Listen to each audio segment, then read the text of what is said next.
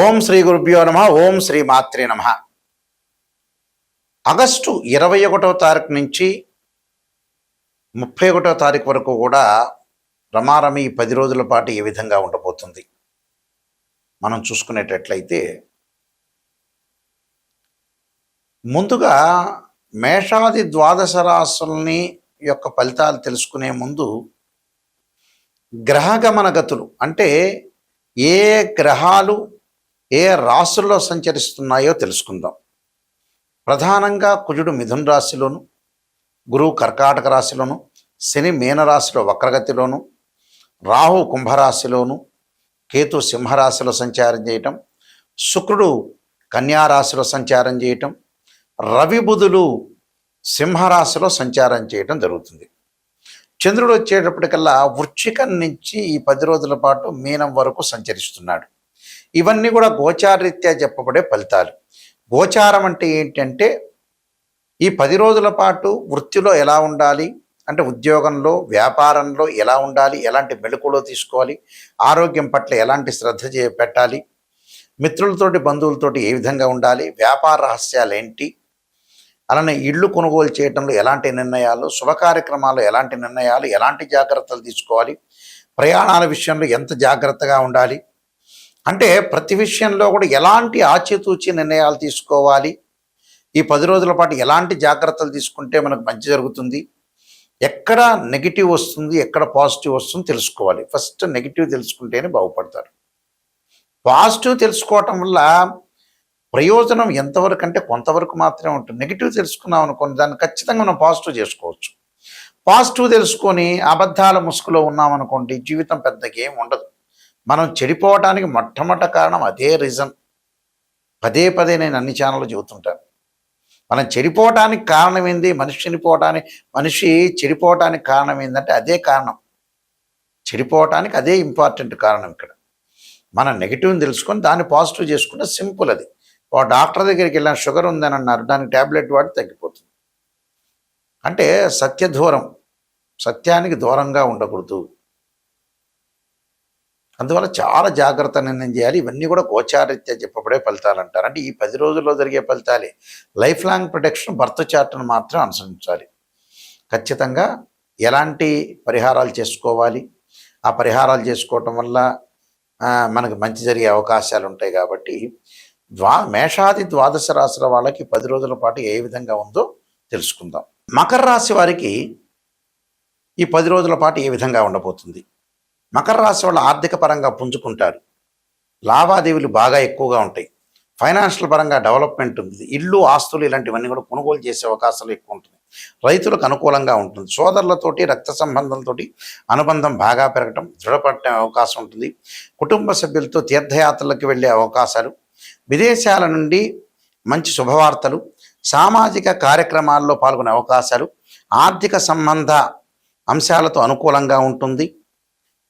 వీళ్ళు తప్పకుండా శ్రీరామ నామ జపం చేయటం మంచిది, విశ్వనాథాష్టకాన్ని చదవటం ఒకటి, అలానే దక్షిణాకాళి యొక్క స్తోత్రాన్ని పారాయణం చేయటం, శనికి తైలాభిషేకం చేయటం, అలానే నువ్వుల దానం, నల్ల వస్త్రము, గొడుగు, చెప్పులు దానం చేయాలి.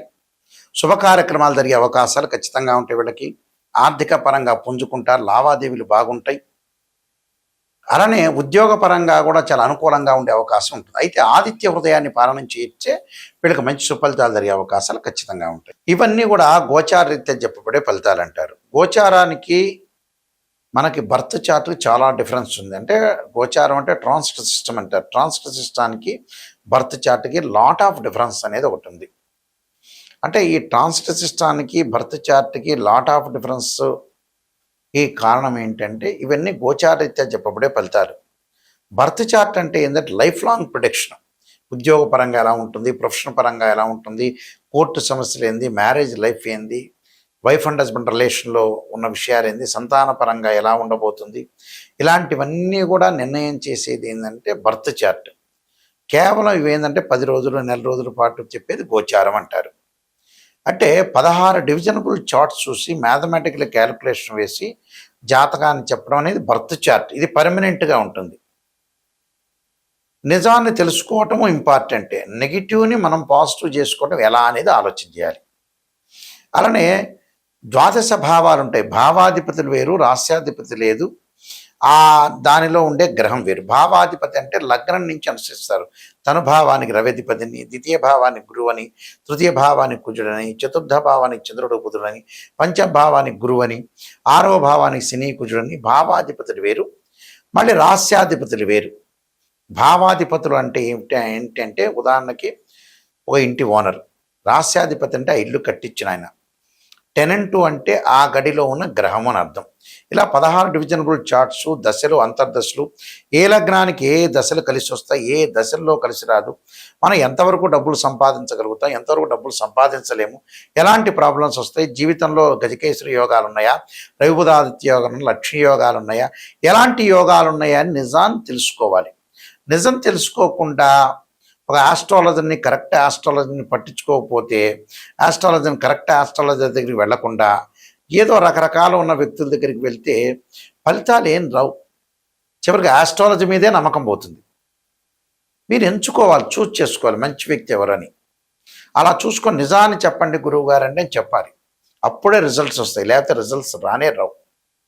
అందువల్ల ఖచ్చితంగా మీరు ఇలాంటి రిజల్ట్స్ కోసం ఖచ్చితంగా మీరు తెలుసుకోండి. మా వెబ్సైట్ www.nayakanti.com, nayakanti.in.